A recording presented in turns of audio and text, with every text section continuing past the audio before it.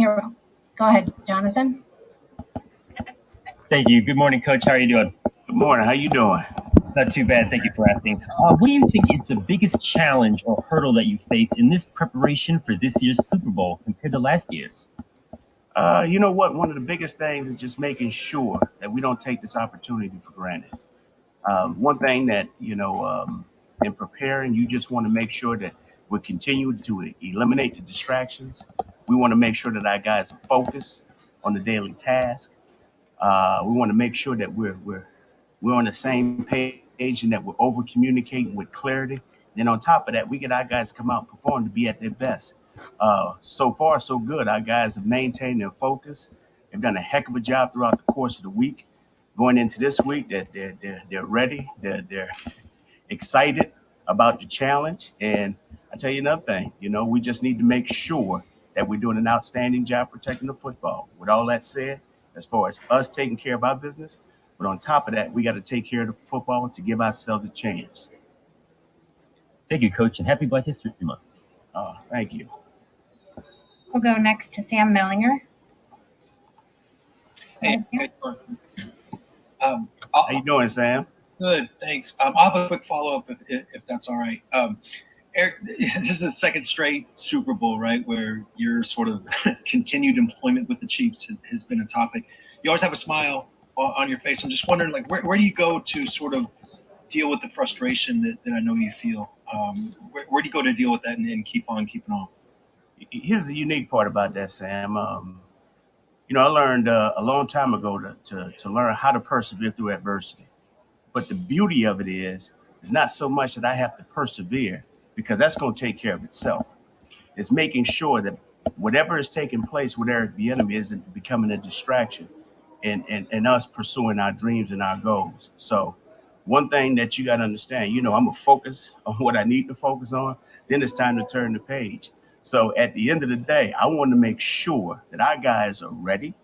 Okay. They're mentally prepared. They've watched all the film that they need to watch. On top of that, all right, they've gone out there, they physically put themselves in the right positions by working their tails off and applying everything that we've asked them to do to make sure that they're ready to play. That's how you get past that. You move on by making sure that we're focused on the goal. And the goal has always been to win the Super Bowl. Okay. The other thing I wanted to ask, I know this isn't your focus right now, obviously, but are you getting any kind of constructive feedback from these teams about why they went a different direction? And are you altering your sort of presentation or interview that you do going forward? You know what? At this particular time, I haven't had an opportunity to reach out to anyone to receive any feedback. I'll take that time after Sunday to sit back and reaching out, and then we'll just go from there.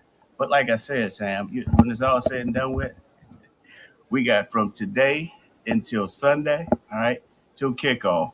My focus is making sure that the Kansas City Chiefs are ready to play and that we're going out there to take care of business. I'll handle Eric Bieniemy's business, okay, on Monday, sometime Monday evening or even Tuesday after I take a nap or a nice long night of sleep to start worrying about what I need to be concerned with me moving forward as far as the interviewing process. I hear you. Thank you. We'll go next to Nate Davis, USA Today. Go ahead, Nate. Hey, Eric, along the same line Robert Saleh said before his hiring. I think we lost you, Nate. Oh, hold on. You got me now? Go ahead, Nate. You got me now? Yeah. Yes. Robert Saleh, EB kind of said at the beginning of his hiring cycle that the worst case scenario for him would be going back to San Francisco 49ers as their DC, and that would be a pretty good outcome, all things considered. I just wanted to ask you, obviously you're in a pretty good situation, all things considered. Is it about also for you getting the right job and what that looks like as opposed to just getting any job? It's always about getting the right job. And you got to understand, sometimes the job and the person have to connect. So there has to be a connection. The only thing I can do is be my most authentic self. That's who I am. Okay. I can only be me. Some team has to want me. On top of that, that has to be some type of collaboration of making sure that the chemistry is a fit. So for whatever reason, that chemistry has not been a fit. There has not been that opportunity to connect, but that's okay. All right. Because at the end of the day, I have an opportunity to go out here and work with the Kansas City Chiefs, which is a great organization. I get an opportunity to work for Clark Hunt, work for Mark Donovan. We got one of the best head coaches in all of football, who's a Hall of Fame coach in my opinion. And then on top of that, we got one of the, the top GMs in all of football. So I'm excited about the opportunity that has been presented to me. You know, the other stuff I can't control that. That is out of my control. The only thing that I can worry about is today, all right, and moving forward, and what I need to do to help our guys to be at their best come Sunday. We'll go next to Haley Lewis. Go ahead, Haley. Hey, Coach. Good to see you. I wanted to talk to you about Sammy Watkins being back at practice on Monday, kind of how he's looking and just how big of a leader he is off the field. He's always one of those players, you know, who talks about not caring so much about the money, not caring about the catches or the stats, but caring about his teammates and getting that another ring. You know what? It's always good to have Sammy around. You know, when Sammy's healthy and he's at his best, I mean, we're a much better team. And so when he's around, you know, one thing I will say, not just Sammy, but all those guys do a great job of challenging each other.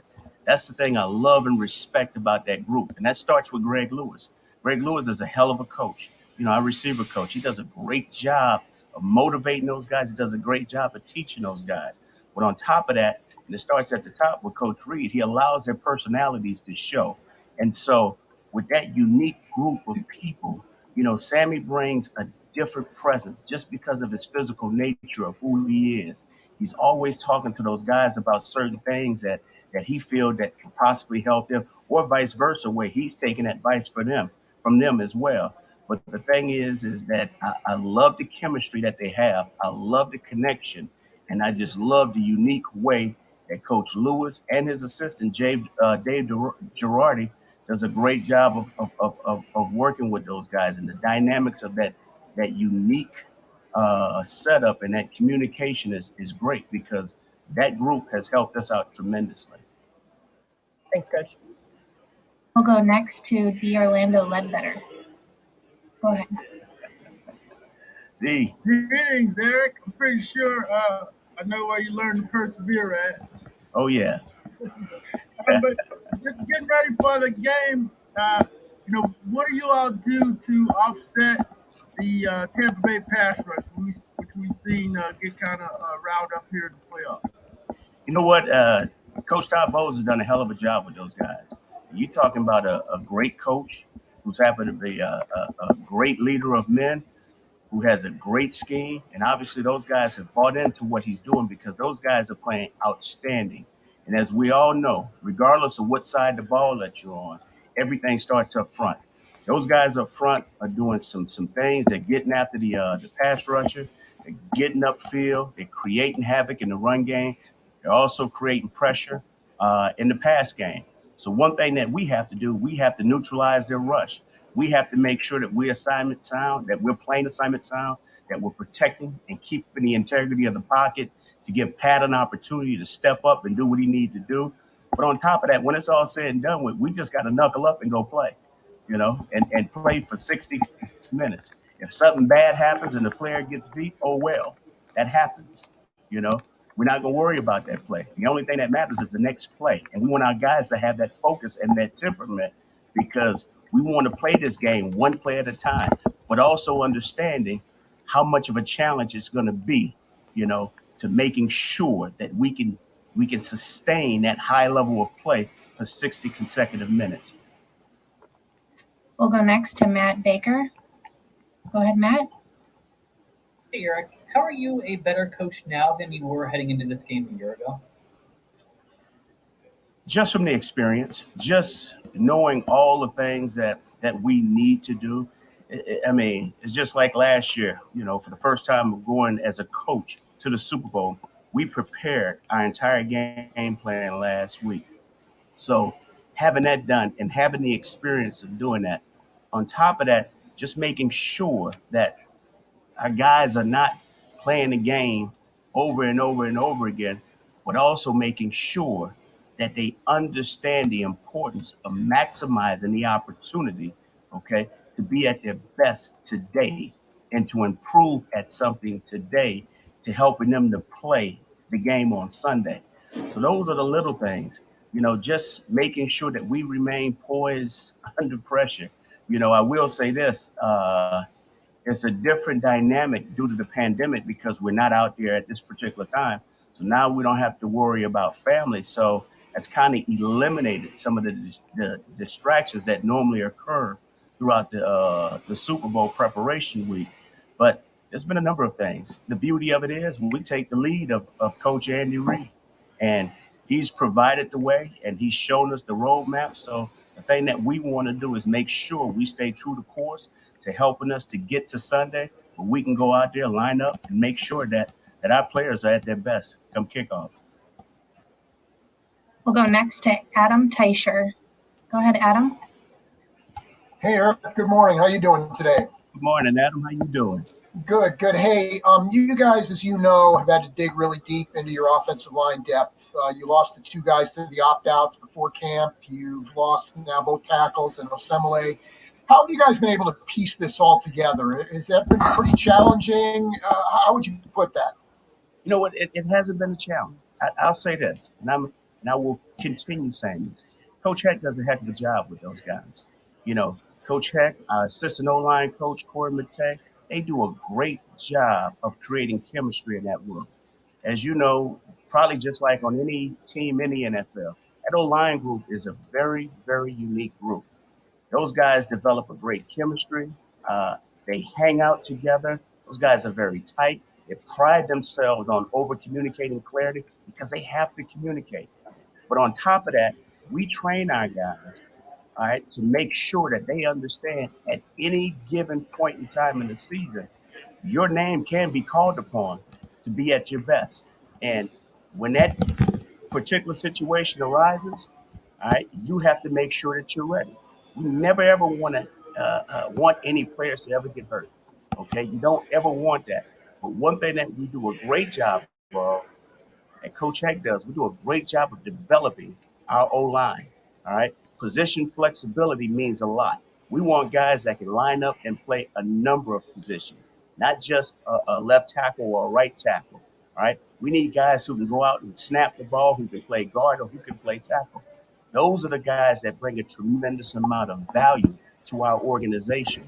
And I just think that we've done a great job of developing those guys. And that started with Beach, bringing in the right people. But on top of that, Coach Heck and Coach Corey Matei doing a great job of working with those guys in that room. We'll go next to Harold Coombs. Go ahead, Harold. EB, how we doing this morning? Doing good. Harold, how you doing? I'm here. Hey, on the other sideline, you've got a situation where there's three coordinators, special teams, offensive coordinator, defensive coordinator, all of which are African American.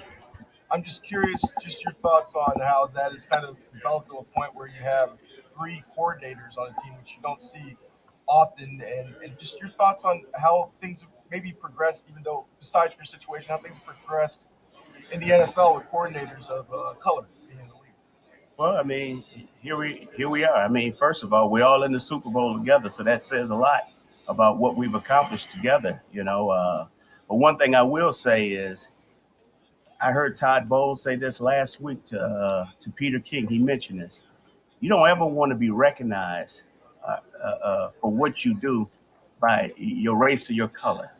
You want to be recognized in this profession by how great of a coach you are, or how much of a leader of men that you are, and how much of an influence that you can have on the people in that building that are working with you and that are working for you. So those are the things that matter. Yes, we do have four coordinators that's going to be participating in this Super Bowl. Only thing that just goes to show you, there's four men who have worked their tails off, all right, that have been given an opportunity by Coach Reid and Coach Arians, okay, to show exactly who they are, what they're about, and what they can accomplish.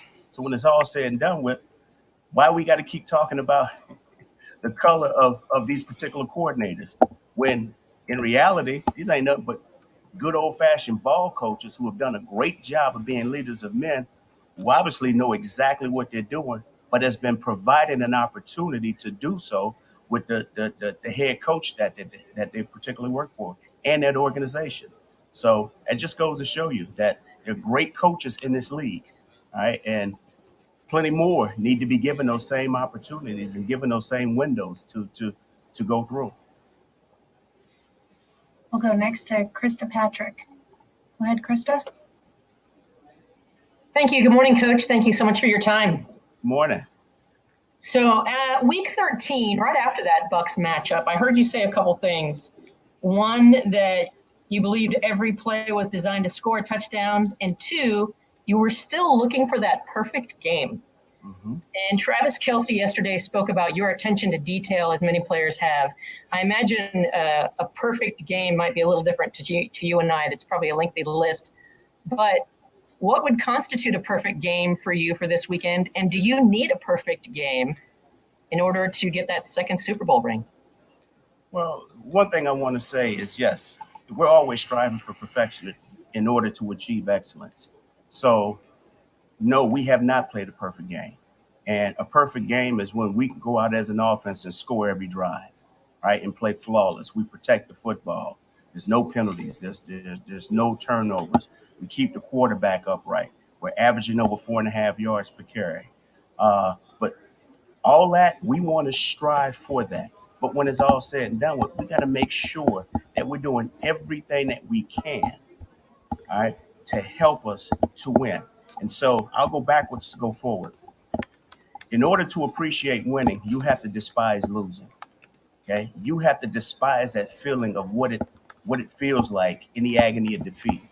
You want to make sure throughout the course of the week of preparation that you're doing everything under the sun to make sure that your guys are getting the right information, that they understand exactly the scheme that they're going to be playing against.